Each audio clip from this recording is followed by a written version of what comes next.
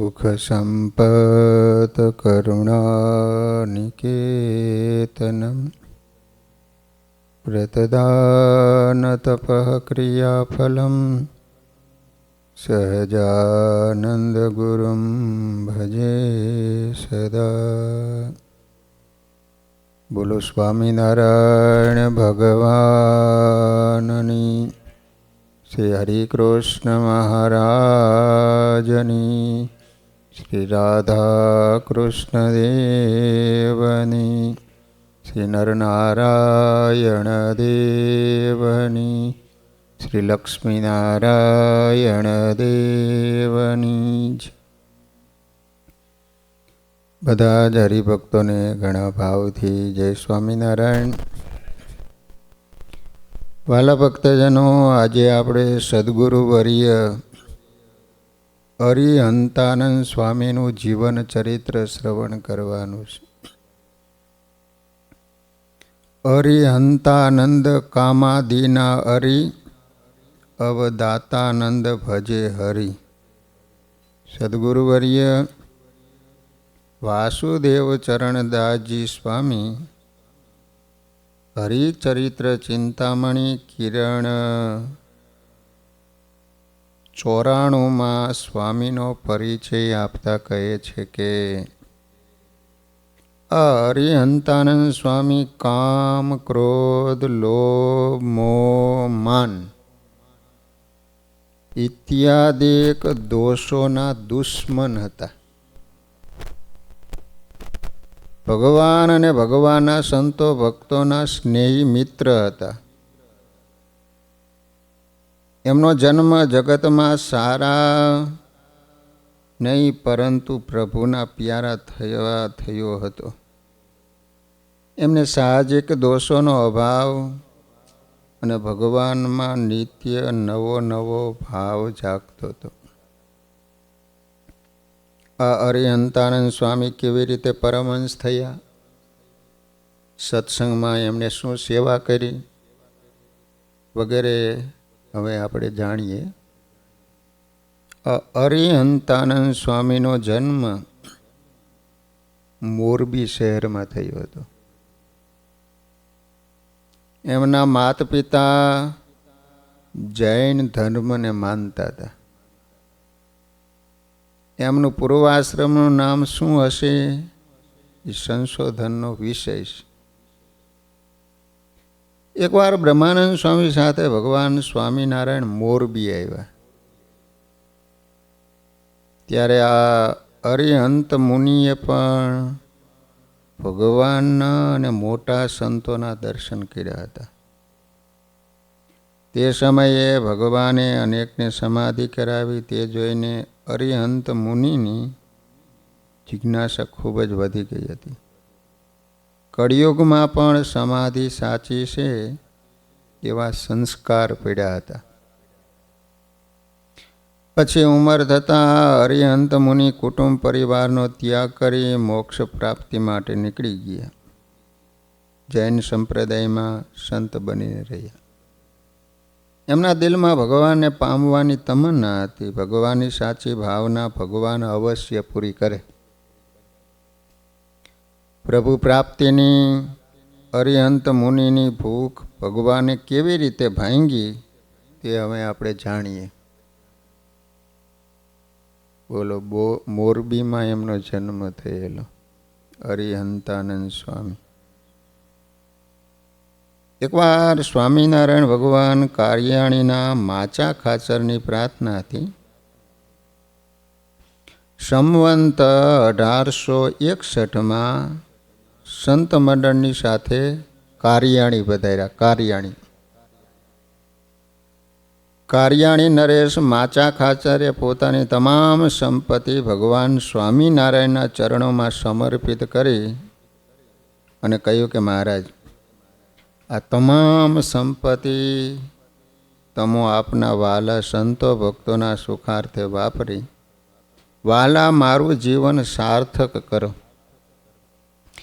શ્રી હરિ એમની ભાવના સ્વીકારી એમની સંપત્તિ દ્વારા કારિયાણી ગામમાં લોકોનું ભલું થાય, ગ્રામજનો સુખી થાય એવા હેતુથી ગામજનોના જળ સંકટને ટાળવા માટે કારિયાણીમાં તળાવ ખોદવાનું શરૂ કર્યું. ભગવાને કારિયાણી ગામમાં તળાવ ગડાવેલું છે.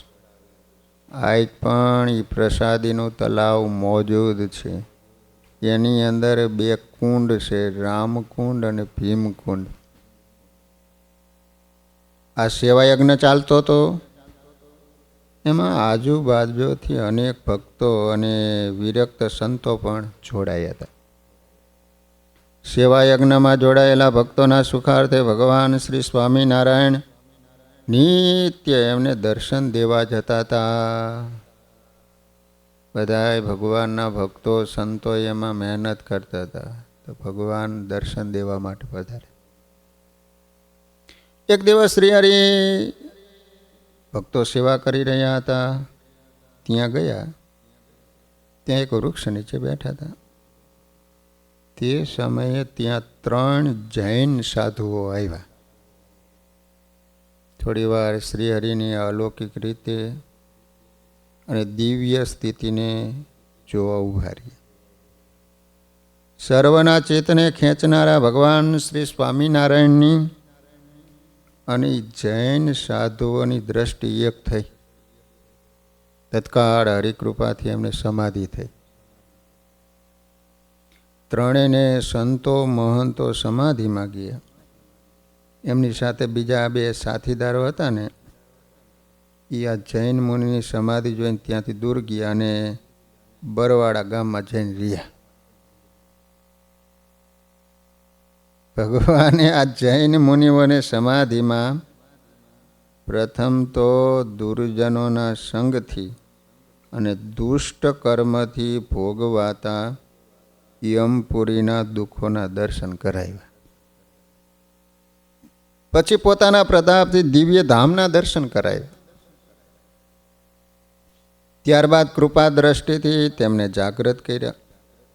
જેવા જાગૃત થયા ને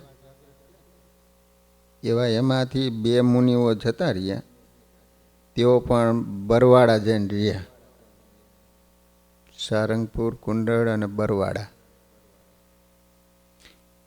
એક કારિયાણીમાં જ રોકાઈ ગયા. થોડી વાર અતિભાવથી ભગવાન સ્વામિનારાયણના દર્શન કર્યા. એમના પૂર્વજન્મના પુણ્ય ઉદય થયા. આ દિવ્ય માહોલમાં એમને ગમી ગયું. પછી અરિહંત મુનિએ કહ્યું, ભગવાન, અનંતકાળથી મારા અંતરની વેદના હતી એ આજ શાંત થઈ છે. આજ અલૌકિક અનુભવ પામી હું ધન્ય ધન્ય બની ગયો. અનંતકાળ મિથ્યા ભ્રમણમાં વ્યર્થ ગુમાયો છે. હવે આપના શરણે રાખી મને અખંડ આપનું સાનિધ્ય આપો. હું આપના ચરણોમાં પરમ શાંતિનો અનુભવ કરું છું. આપ જેમ કહેશો ને એમ હું કરીશ. આજથી મારું તન મન સર્વ આપને સમર્પણ કરું છું.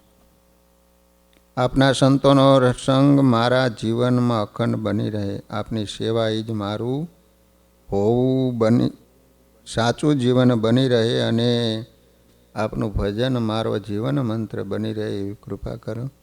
આ રીતે અરિહંત મુનિએ નમ્ર ભાવે ભગવાન સ્વામિનારાયણને પ્રાર્થના કરી. જૈનના સાધુ થયા હતા. કારિયાણીમાં ભગવાન તલાવ ખોદાવતા હતા. ત્યાંથી નીકળ્યા. ભગવાનની દ્રષ્ટિ પડીને સમાધિ થઈ. 3 હતા, એમાં 2 ભાગીને જતા રહ્યા. પણ એક મહારાજની પાસે રોકાઈ ગયા. મહારાજને પ્રાર્થના કરી કે અમે કાયમ તમારી સાથે રહેવું છે, તમારી સેવા કરવી છે.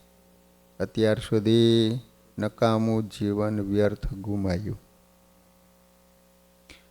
શ્રી હરિ કહે, તમે તમારા સાથીઓની રજા લઈને આવો. એટલે અરિહંત મુનિ પણ બરવાડા ગયા. કારણ કે ત્યાં ઓલા રોકાણા હતા. એમની સાથે રહેલા 4 જણોને સમજાવ્યા અને કહ્યું, જેના અનંત જન્મ પુણ્ય ઉદય થયા હોય તેને આ રીતે દિવ્ય દર્શન થાય.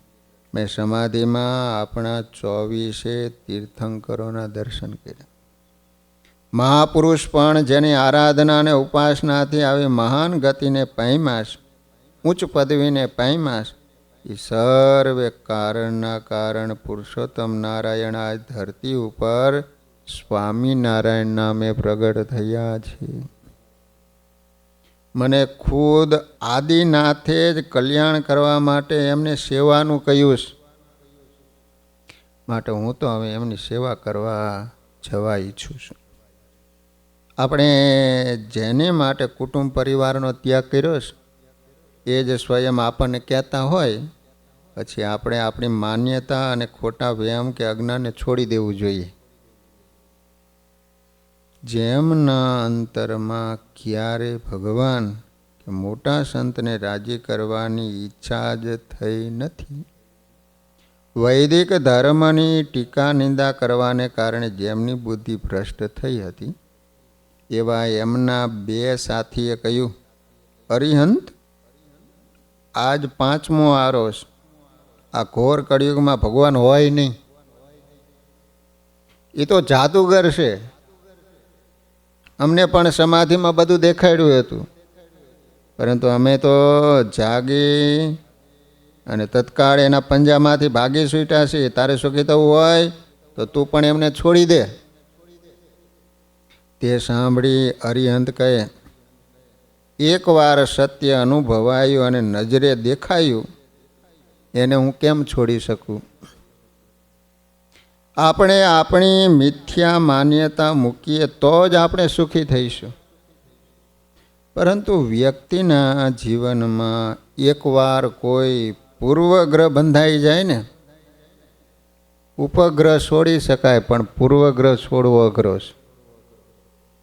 પછી ભગવાન અનુભવ કરાવે છતાં એને સત્ય સમજાતું નથી. આ જ આપણા પૂર્વના કઠણ પ્રારબ્ધ કહેવાય. સાચી વાત ન મનાય તો સમજી લેવાનું કે પૂર્વનું પ્રારબ્ધ બહુ કઠણ હશે, બહુ પાપ કરેલા હશે.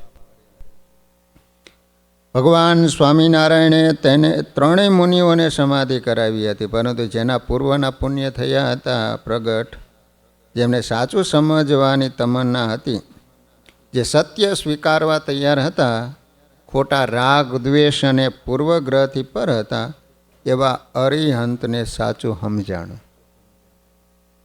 પછી અરિહંતે એમના મિત્રનો ત્યાગ કર્યો અને પોતે એકલા જ પાછા ભગવાન સ્વામિનારાયણની પાસે આવ્યા. નકર કૃષ્ણ ભગવાનની સાથે 100 કૌરવ રહેતા હતા. ખુદ ભગવાને દુર્યોધનને સમજાવવા માટે કેટલી બધી મહેનત કરી, સાચું ન સ્વીકાર્યું. રડતા હૃદયે પ્રાર્થના કરી કે મહારાજ, હવે મને અખંડ આપની સેવામાં રાખો. મારા મિત્રોને મેં ઘણું સમજાવ્યા, પરંતુ એ પોતાની માન્યતા એની અંદર એટલા બધા બંધાયેલા છે ને કે છોડી શકે એમ નથી. પછી હું એમનો ત્યાગ કરીને આપની પાસે આવ્યો છું. એકવાર સત્ય સમજાઈ જાય પછી અસત્યના ત્યાગની હિંમત આપણા હૈયામાં હોવી જોઈએ. તો જ ઉત્તમ સુખનો અનુભવ થાય. આપણને ખ્યાલ છે કે દેહ દુનિયા મિથ્યા છે. આ દુનિયાનો એક દિવસ જ્યારે પ્રલય થવાનો છે ત્યારે આમાંથી કશું નથી બચવાનું. દેહ પણ મિથ્યા છે. એક દિવસ દેહ પડી જવાનો છે, રાખ થઈ જવાની છે. આત્મા પરમાત્મા સત્ય છે, એ કાયમ રહેવાના છે. આત્મા એ સત્ય છે અને પરમાત્મા એ સત્ય છે. જ્યારથી ભગવાન છે ત્યારથી આત્મા પણ છે. જીવ અનાદિ કહેવાય છે, એનો કોઈ આદિ જ નથી. છતાં આપણે ખોટાને છોડી ન શકીએ અને સાચાને પકડી ન શકીએ તો ત્યાંના ત્યાં જ રહીએ. અરિહંતની જેમ ખોટા સંબંધીઓ કે મિત્રોની મમતા મૂકીએ તો જ આપણા અંતરમાં સમતા આવે અને ભગવાનને પામવાની, સેવાની અને અનાદિ મુક્ત બનવાની અલૌકિકતા ઉદિત થાય. આ સમયે ભગવાન સ્વામિનારાયણ કારિયાણી ગામમાં સરોવર ગળાવતા હતા. એ સ્થળેથી દરબારગઢમાં જઈ રહ્યા હોય ત્યારે નિષ્પાપ મુક્તાનંદ સ્વામી વગેરે સંતો વાજિંત્રો સાથે કીર્તન ગાન કરતા હતા. આ દિવ્ય પરાભક્તિના દર્શનથી અરિહંતને અતિ આનંદ થતો હતો. તેઓ પણ આ સેવા યજ્ઞમાં અને ભક્તિમાં જોડાય. એક દિવસ શ્રીહરિ કારિયાણીમાં માચા કાચરના દરબારમાં સભા ભરીને બેઠા હતા. અષ્ટસિદ્ધિ અને નવનિધિ જેના ચરણોની સેવા કરે છે, મોટા મોટા દેવો અને ઈશ્વરો પણ જેના દર્શનને હંમેશા ઈચ્છે છે, એવા પ્રગટ પુરુષોત્તમને પામીને અરિહંત પરમ સંતોષને પામ્યા હતા. થોડા દિવસ સંતોના સંગે રહ્યા, સેવા ભક્તિમાં જોડાયા. તેથી એમનું અંતર અતિશય શુદ્ધ બન્યું. સેવા કરવાથી અંતર શુદ્ધ થાય છે. મહારાજ વચનામૃતમાં કહે છે કે ગમે તેવી મલિન વાસના હોય પણ ઉકા ખાચરની પેઠે સેવા કરવાનું વ્યસન પડે તો એની ગમે એવી મલિન વાસના બળીને ખાક થઈ જાય છે. સંવંત 1861 વસંત પંચમીનો પવિત્ર દિવસ આવ્યો. મહારાજ સરદારથી 1861ની સાલમાં કારિયાણી ગામ પધાર્યા. મહારાજે ચાતુર્માસ સરદારમાં કર્યો. ચાતુર્માસ પૂરો ક્યારે થાય? કારતક સુદ એકાદશી. પછી સરદારથી મહારાજ માચા ખાચરની પ્રાર્થનાથી કારિયાણી પધાર્યા. અને કારિયાણીમાં ક્યાં સુધી રોકાણા? તો મહાસુદ વસંત પંચમીનો ઉત્સવ કર્યો. વસંત પંચમી કયા મહિનામાં આવે? મહા મહિનામાં. તો કારતક મહિનામાં આવ્યા અને મહાસુદ દૈસમ સુધી રોકાણા. અને મહાસુદ દૈસમના દિવસે નીકળી એકાદશીના દિવસે પ્રથમવાર ગઢપુર પધાર્યા. તો વસંત પંચમીનો ઉત્સવ મહારાજે કારિયાણી ગામમાં કર્યો. તે દિવસે ભગવાને કારિયાણી ગામમાં ભવ્ય વિષ્ણુયાગ કર્યો હતો. મોટો યજ્ઞ કર્યો. સેવા યજ્ઞ અને આ વિષ્ણુયાગમાં અનેક સંતો ભક્તો આવ્યા હતા. આ પાવન વસંત પંચમીના દિવસે અરિહંત મુનિએ શ્રી હરિને સંતની મહાદીક્ષા આપવા માટે પ્રાર્થના કરી, મને સાધુ બનાવો. એમની મુમુક્ષુતા, ભગવાને રાજી કરવાની સદભાવના અને સત્યને સ્વીકારવાની તમન્ના જોઈને ભગવાન રાજી થયા. સંવંત 1861 માસુદ પાંચમ, તારીખ 4/2/1805 સોમવારના પવિત્ર દિવસે ભગવાન શ્રી સ્વામિનારાયણે એમને ભાગવતી મહાદીક્ષા આપી. જેના અંતરના તમામ અરી એટલે શત્રુ થાય, કહેતા કામાદિક દોષો પ્રગટ ભગવાનના દર્શન થવાથી નાશ થયા હતા. એવા સંતનું ભગવાન શ્રી સ્વામિનારાયણે અરિહંતાનંદ સ્વામી એવું સાર્થક નામ રાખ્યું હતું. આ અરિહંતાનંદ સ્વામી મણિ જેવા પરમહંસ બન્યા. મણિ જેવા. સ્વામિનારાયણ ભગવાનના પોતાના અલૌકિક પ્રતાપથી આ રીતે અનેક નાસ્તિકોને આસ્તિક બનાવ્યા હતા. આસુરીજનોને દૈવી બનાવ્યા હતા. સાચા જિજ્ઞાસુઓને અક્ષરધામનો અનુભવ કરાવી પોતાની સેવામાં રાખ્યા હતા. આ પ્રસંગે ભગવાને કહ્યું કે હે ભક્તો, જેને સાચું સમજવાની અને સ્વીકારવાની ઈચ્છા હોય એને જ ભગવાન સાચું પ્રકાશે. જે અહમ અને આસક્તિમાં બંધ હોય, પોતાને જ બીજાથી શ્રેષ્ઠ માનતા હોય, હું જાણું છું એવું કોઈ જાણતા નથી, આવું જેને મિથ્યા જ્ઞાનનું અભિમાન હોય એનું ભગવાન પણ રૂડું કરી શકતા નથી. જેને ભગવાન કે મોટા સંતના વચનમાં વિશ્વાસ હોય ને અને પૂર્વજન્મના ઘણા પુણ્ય હોય એને જ આ અરિહંતાનંદ સ્વામીની જેમ સાચું સમજાય, સ્વીકારાય છે અને એ રસ્તે આગળ વધાય છે. તમે પણ તમારી ખોટી માન્યતાઓ મૂકશો, દેહ ભાવ મૂકશો, ત્યારે જ આત્મા અને પરમાત્માનો અનુભવ થશે. પછી જ અખંડ આનંદમાં રહેવાય છે. આ રીતે હંમેશા વેદ ધર્મનું ખંડન કરનારા પણ પોતાના મતનો ત્યાગ કરી શ્રીહરિના પરમહંસ બની આ જ ભગવાન શ્રી સ્વામિનારાયણની સર્વોપરિતા છે. જૈન લોકો વેદનો સ્વીકાર કરતા નથી. ભગવાન શ્રી સ્વામિનારાયણે પોતાના પ્રૌઢ પ્રતાપથી પૃથ્વીના પેટાળમાં જ્યાં જ્યાં મુમુક્ષુ હતા ને, જેને પ્રગટ પ્રભુના દર્શનની ઈચ્છા હતી, તે કોઈ પણ ધર્મના હોય બધાને પોતા તરફ ખેંચતા હતા.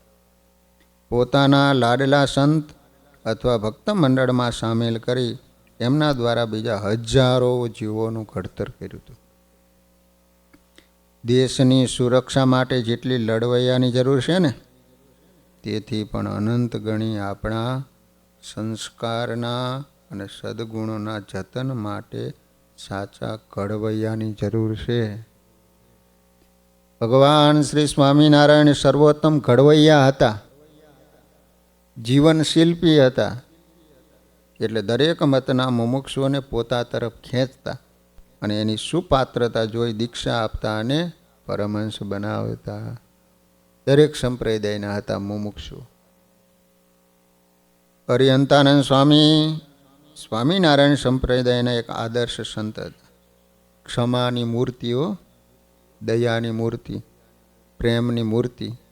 અને જૈન લોકોમાં તો સહેજે દયા રહેલી જ હોય. અને સહનશીલતાની મૂર્તિ સમાન સંત હતા. જ્યારે અમદાવાદમાં જમાતના દુષ્ટોએ દુઃખ દેવા માટે અમુક સંતોને પકડ્યા હતા, એમાં એક આ અરિહંતાનંદ સ્વામી હતા. ઓલા લોલંગર લઈ ગયા હતા ને આશ્રમમાં, આ ખોખરામાં અમદાવાદમાં, ત્યારે આ સ્વામી સાથે હતા. ભગવાનને એમની દુષ્ટ થકી કેવી રીતે રક્ષા કરી તે હવેના પ્રસંગથી જાણીએ. સંવંત 1867ની સાલમાં વૈશાખ માસમાં ભગવાન સંત મંડળ સાથે અમદાવાદ વધાર્યા. શ્રીહરિની આજ્ઞાથી સંતો ગામમાં ભિક્ષા માટે ગયા. એ વખતે જમાતના આસુરી લોકોએ 4 સંતોને પકડી લીધા. એક યોગાનંદ સ્વામી, બીજા વૃદ્ધ હતા ચિદ્રૂપાનંદ સ્વામી, ત્રીજા કલ્યાણાનંદ સ્વામી અને ચોથા અરિહંતાનંદ સ્વામી. એ 4 સનકાદિક જેવા શ્રેષ્ઠ સંતોને અસુરોએ પકડ્યા. શહેરમાંથી જોડી માગી લાવ્યા હતા, એને એ અસુરોએ જૂટવી લીધી અને તે સંતોના માથે લાકડાના ભારા મૂક્યા. પછી પોતાના મુકામે એમને લઈ ગયા. સંતોના હાથ બાંધી અસુરો અરિહંતાનંદ સ્વામી, કલ્યાણાનંદ સ્વામી વગેરે સંતોને મારવા લાગ્યા. જોડા પહેરેલા પગની પાટુઓ મારવા લાગ્યા. મારતા મારતા એ સંતોને મૂર્છા આવી ગઈ. ત્યાં સુધી માર્યા હો. પીઠ ઉપર લોહી ભરાઈ આવ્યું. એમના માટેનો તો આ એક જ ઉપદેશ છે કે સ્વામિનારાયણના સંતોને પશુની જેમ મારવા, ઢોર મારવો. કારણ કે આપણા ચેલાને વારી લે છે ને. સંતોને આ રીતે દુષ્ટ બુદ્ધિના લોકો મારતા હતા.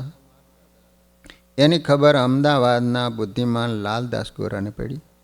તત્કાળ એના મઠમાં ગયા અને મારે તો સંતોને રસોઈ આપી, પરંતુ નિર્દોષને મારતા હોય એ જોઈને મારું દિલ દુખાય એમ યુક્તિ કરીને લાલદાસે અરિહંતાનંદ સ્વામી, કલ્યાણાનંદ સ્વામી વગેરે સંતોને આસુરી લોકોના હાથથી છોડાવ્યા હતા. ક્ષમાની મૂર્તિ અરિહંતાનંદ સ્વામી વગેરે સંતોએ સહન કર્યું. સંતોની સહન શક્તિ અને ક્ષમા ભાવનાથી સ્વામિનારાયણ ભગવાન સંતો પર રાજી થયા. પછી આ સૌ સંતોને ભગવાને સુરત મોકલા. સંતોએ તો બધું સહન કર્યું, પરંતુ ભગવાન સ્વામિનારાયણથી આ સહન ન થયું. અને પછી નરમેઘ યજ્ઞ થયું, જેમાં અનેક આસુરી લોકો યમપુરીના અધિકારી બન્યા. પછી જ્યારે અરિહંતાનંદ સ્વામી, કલ્યાણાનંદ સ્વામી વગેરે સંતો શ્રીહરિની પાસે આવ્યા ને ત્યારે સંતોને આ રીતે અસુર લોકોએ માર માર્યો એ જોઈને શ્રીહરિની પ્રકૃતિ ચડી હો, કાળ કંપવા લાગ્યો, આમ ધરણી ધ્રુજવા લાગી. તે સમયે ભગવાન કહે મારા નિર્દોષ સંતોને આ રીતે મારનારનો હમણાં જ પ્રલય કરી નાખી. પછી મુક્તાનંદ સ્વામી વગેરે સંતોએ કહે મહારાજ સહન કરવું એ સંતોનો ધર્મ છે અને આપણે અનંત જીવોનું કલ્યાણ કરવા આવ્યા છે, માટે આપ શાંત થાઓ. આ રીતે સ્વામીને માર્યા તે વખતે ભગવાનને પણ દિલમાં દુઃખ થયું હતું. અરિહંતાનંદ સ્વામી આવા ભગવાનના પ્રાણ પ્યારા સંત બન્યા હતા. આ સમયે ભગવાનના જયનાદ કરતા સંતો સુરત શહેરમાં આવીને પહોંચ્યા. આ પહેલાં પણ સુરતમાં સંતો આવેલા. આ વખતનું સંત મંડળ ખોખરા મહેમદાવાદના અસુરોના ત્રાસથી બચવા માટે સ્વયં શ્રી હરિએ 400 પરમહંસો સાથે મુક્તાનંદ સ્વામીને મોકલ્યા હતા. બોલો, 400 સાધુ સુરત એ વખતે મોકલ્યા મહારાજ. આ રીતે મહારાજની આજ્ઞાથી સંતનું એક વિશાળ મંડળ સુરત આવ્યું. મુક્તાનંદ સ્વામી, યોગાનંદ સ્વામી, ચિદ્રૂપાનંદ સ્વામી, કલ્યાણાનંદ સ્વામી, અરિહંતાનંદ સ્વામી વગેરે 400 સાધુઓ સુરતની ગલીએ ગલીએ ને ચોતરે ચોતરે ફરી ફરી સત્સંગ પ્રસારને પ્રચારનું કાર્ય શરૂ કર્યું. 400 સાધુઓ એટલે ગલીએ ગલીએ ફરે. બોલો, આ વખતે સંતોને મહારાજે નિયમ આપ્યું હતું કોઈ પણ એક જીવને વર્તમાન ધરાવી ભોજન કરવું. કોઈ જીવ ન મળે તો છેલ્લે વૃક્ષને પણ વર્તમાન ધરાવીને ભોજન કરવું. એકને સત્સંગી બનાવવાનો દરરોજ.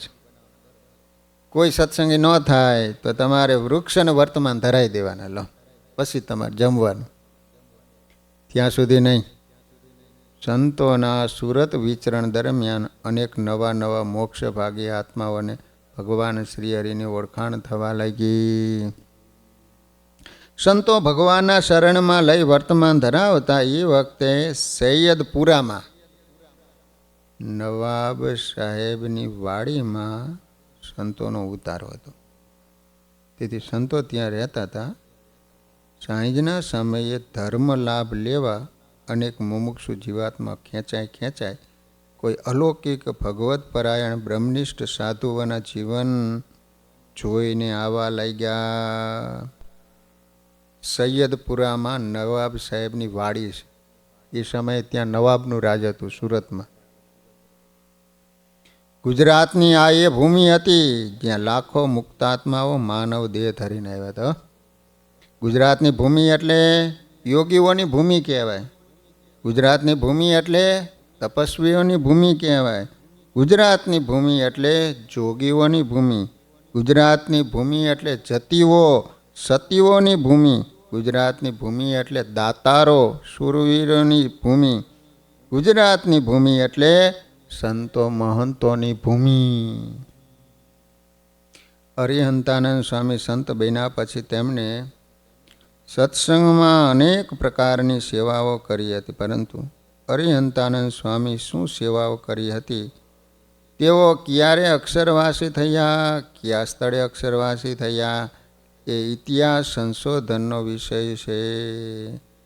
લો, આ રીતે સંતોએ ભેગા મળી અને સ્વામીનું ટૂંકમાં જેટલો પરિચય મળ્યો એ પ્રમાણે એમનું જીવન ચરિત્ર લખ્યું. મૂળ હતા મોરબીના, પણ એમનું પૂર્વાશ્રમનું નામ, એના માતા પિતાના નામ એ કાંઈ મળ્યું નથી. પરંતુ જૈન મતમાં એ સાધુ થયેલા. કારિયાણીમાં મહારાજે તળાવ ખોદાયેલું ત્યારે ત્યાંથી નીકળેલા અને મહારાજે સમાધિ કરાવી અને પછી સાધુ બન્યા. અરિહંત મુનિ નામ હતું. જૈનમાં હતા ત્યારે પણ અરિહંત મુનિ હતું નામ. પછી મહારાજે દીક્ષા આપી અને અરિહંતાનંદ સ્વામી નામ પાડ્યું. નામ એનું જ રાખ્યું, પાછળ નંદ શબ્દ લાગી ગયો. તો વાલા ભક્તજનો, આ રીતે સ્વામિનારાયણ ભગવાનના સમયમાં કેટલા બધા પરમહંસો હતા એમાંથી આપણે અમુક સંતોના જીવન ચરિત્રો શ્રવણ કરી રહ્યા છીએ. કાલે આપણે સદગુરુ વર્ય સત્યાનંદ સ્વામીનું જીવન ચરિત્ર શ્રવણ કરીશું. સહજાન સ્વયં મહારાજની